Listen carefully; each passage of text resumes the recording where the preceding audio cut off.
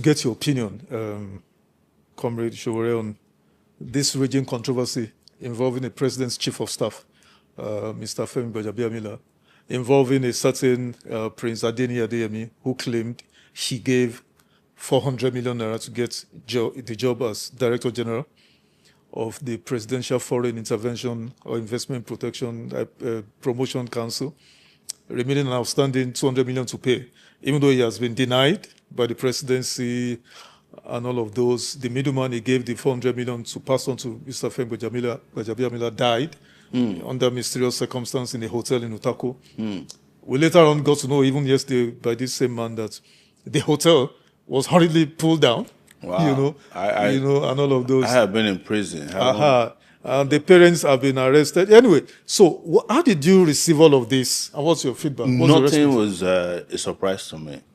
And the reason that was that when I was actively publishing on Sowore Reporters as an investigative reporter, I came upon the first story of Femi Gbajabiamila having stolen his his client's money, $25,000. The same Femi Gbajabiamila? Yes. This same Femi Gbajabiamila. Are you sure it's the same person? Yes. So in Atlanta, he stole 25,000 from one of his clients. And that was what led him to run away from the U.S. Came back to Nigeria and joined. What year was this? This must have been in the 2000s. I can't remember the exact year. So when I did the story, I never knew who he was. And then someone called me, Abike Dabiri. The same honorable? Yes. He said, Sowore, because I knew him when we were in the student union. He used to work at NTA. You knew her? Abike? Yes. Okay. I'm sorry, I knew her. And I said, I haven't heard from you in a while. And he said, what did my brother do to you? I said, who's your brother? I said, Gbaja now. He said there's a story that you wrote about him on Sowore Reporters. Is there any way we can do to help him? Oh, wow. I said, so you know a thief? She laughed. And that was the last I heard of the story. So I wasn't surprised. In fact, if you read the excerpts of the investigation that was done, Gbaja actually, in an attempt to cover up, got money from Lagos and tried to pay back the money so as to cover up the crime. Atlanta? In Atlanta, Georgia. So it was disbarred by the Georgia state as a result of that. Wow. Yes, this is public record. Wow. You can look for it and read it. So, not surprised. And this is how Nigeria got to where it is, by recruiting criminals to lead the country in various sectors. Sorry to interrupt you. You mean this story is public? It is public, yeah. So how did Mr. Femi Gbajabiamila become elected as House of Reps member, became not just House of Reps member, majority leader, and then he became Speaker? Ask yourself, how did Tinubu become president? How did he become senator, governor, and president? Without a real age, a real certificate that we know of, and with the baggage of drug trafficking. How did Akwa become governor? With the baggage of a drug conviction in the U.S. as well. You mean the governor of Ogun State? Ogun State. Has a drug conviction of in the course, United in the U.S. So a lot of these guys who are now within our political leadership system are ex-convicts, former criminals, con men, 419ers, drug dealers, money launderers. That's where Nigeria is today.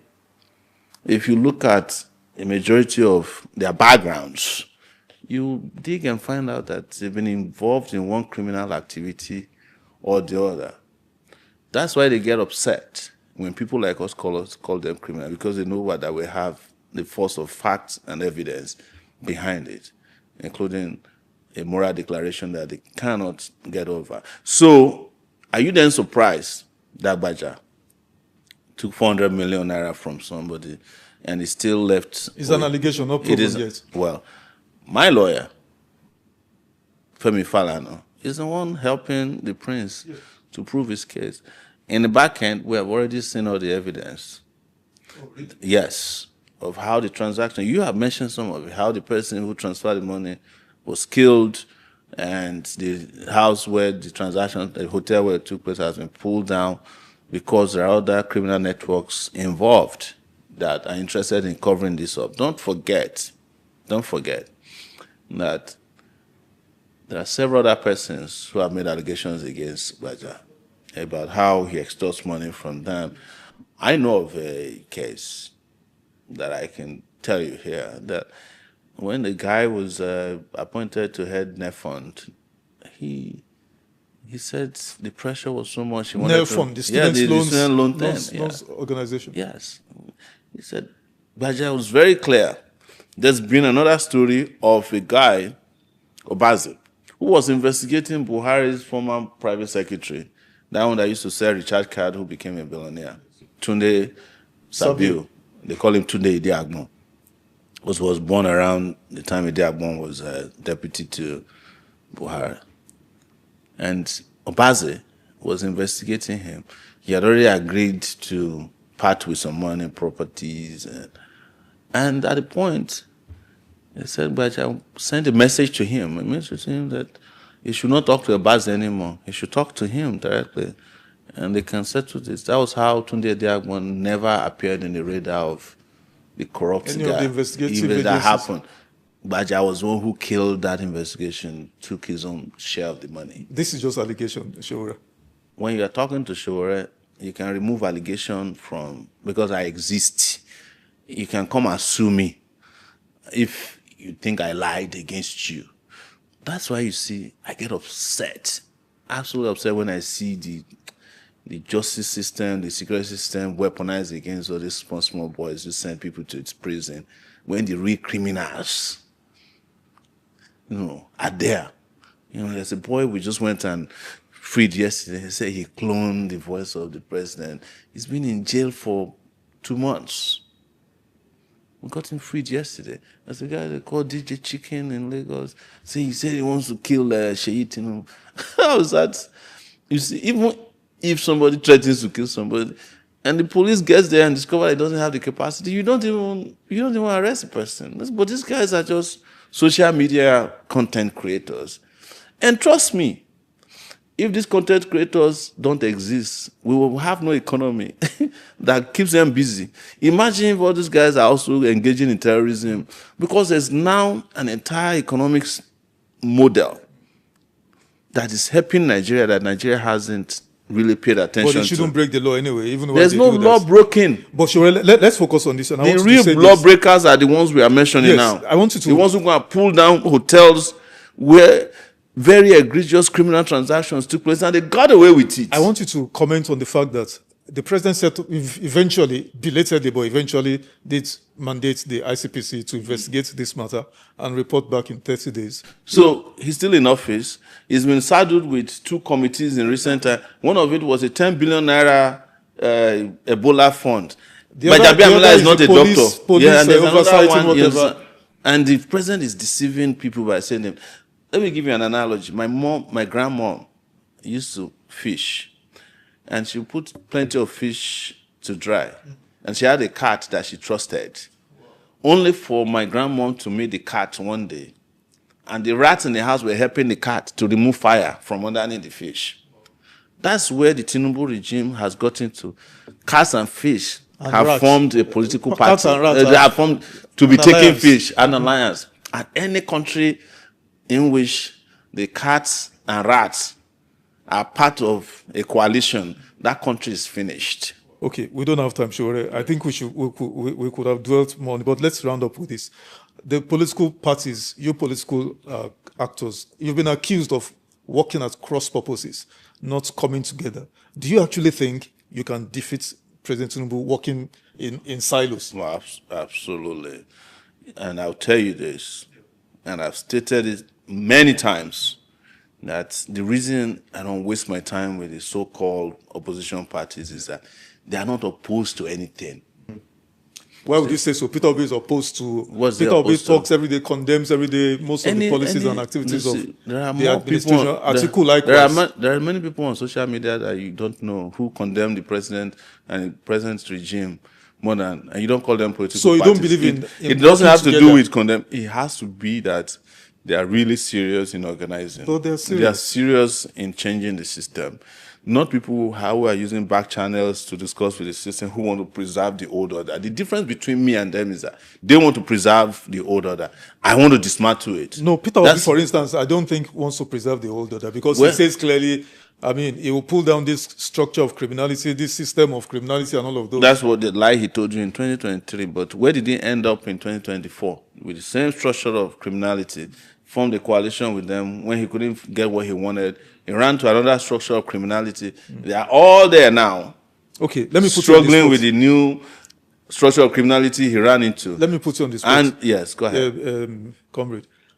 Someone your peer, your age, category, Prince Adebayo Adewale. Why can't you partner with somebody like that? Who told you we don't partner? No, form an alliance. That's what I mean. Yes, I think both of you are even from the same state. We are from Ondo State. Exactly. And I'll tell you publicly that I'm very close to him. Yes, sir. But we understand each other to the point that we have different political trajectories that we can all travel and arrive at the same destination. That's an understanding we have. I'm close to him, and I can say it publicly that he's a brilliant guy. Better than, in terms of intelligence, so better than all these people you are parading. And I'm surprised, but not surprised, because Nigeria is, you have heard about the Olodo uprising. It's almost anti-intellectual. That people see, if the conversation is about an Adebayo or myself versus, I'm more comfortable. But the people, you rarely hear about him because Nigerians don't like people who are intelligent. They can't, it seems like they can't even stand his intelligence. But I am more on the extreme left side of politics. He is more of a moderate person, But do we agree on a lot of things? Absolutely, yes. To the point that I tell him that when I become president, we will run a collegiate presidency. When I'm asleep, he will be running the country. When I'm awake, who will be the president? You or him? That's why we say collegiate. Okay. Two of us, Okay. But I will be the president, commander in chief. He can help me run policy. Like I said, brilliant guy. But I still think you guys should come, because I've spoken with him a couple of times. He's not averse to working together with Atiku, Peter Obi, Donald Duke, and all these. That is where he and I differ. Yeah. You see, he believes that. He never told me that some of them are a little bit redeemable. He's tolerant of them. I am completely against their brand of politics, and the fact that their past speaks to the future that they are going to bring. But in the part of the country where you and I come from, our elders, our ancestors are saying that if you say you want to, those days they use firewood to cook. So they say you remove this wood, the firewood, and say, oh, it has cockroaches. You remove this one and say that it has ants. There will be no more firewood left to cook. That is when they were cooking with firewood. We cook with gas now. There's no point going back. There's no point going back. But you get the message anyway. The point is that you need all these guys. Those who are saying that you need all kinds of people to form a coalition to take power. Peter Obi that you mentioned, he has done it in 2023. Ask yourself, all the people he brought to the National Assembly, where are they? Where's all the firewood with which they were doing fire in 2023? Anyway, we need to round They are the ones who quench the fire now. How do you guys hope to defeat President Tinubu in 2027? Ask me, how do we, the people, and it's very simple, mathematics or arithmetic. In every election cycle that we had in this country, only about 25% of registered voters vote in elections. We have said that there's a coalition in there that is unexplored, who are disenfranchised, who have been abused, that we can bring into play. And there are about 50 million voters. And I'm not joking. If we can wake them up, you will never talk about coalition again. Can this INEC deliver? Do you trust INEC? No, of course. But something can be brought to bear on INEC. The mass.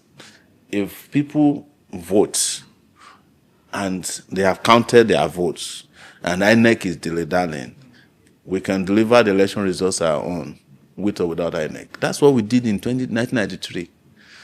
What sabotaged 1993 was people that Abiola was working with. The same kind of coalition that we're talking about now. Because I remember going to Abiola's house, that picture and video you saw when I was young. And he was there with Nzeribe, and Nzeribe was the person who sabotaged. And he spent more time, cozying up to the people who were sabotaging him than embracing the new revolutionary politicians in town. Well, not politicians, political activism in town. By the time he realized and came back from, exile, it was too late. We told him, don't travel, stay with us. I wish that all my videos of interaction with him was available. You see, there was a time he stood in his balcony. I stood on a bus, student union bus, and I was telling him, appoint us as your shadow minister. Let's see what we do. The next thing, Abiola ran away. By the time they brought him back, it's the same Tinubu people. Shepherd him into one Ekwetedo. We didn't even know when Abiola was arrested. Imagine that the day he was arrested, there were people like me outside that place. There's no way they could have taken him away. We would have reached everything. Look at his burial. I was the one who coordinated his burial. Tambo Mbeki was at the airport. We didn't let him attend. Abacha sent the delegation. They couldn't enter his house. The evidence is there. So there's no way during our time that if they hadn't done what they did, that they would have been able to take Abiola. So 2027, you can secure. Absolutely. If the Nigerian people are ready, we'll secure our mandate even before 2027. We'll just be waiting for an announcement. Fantastic. Nice place to anchor, Sowore. Thank you so much. Let's do this again soon as we run down towards the Absolutely. elections. Let's do this again. Thank you for coming.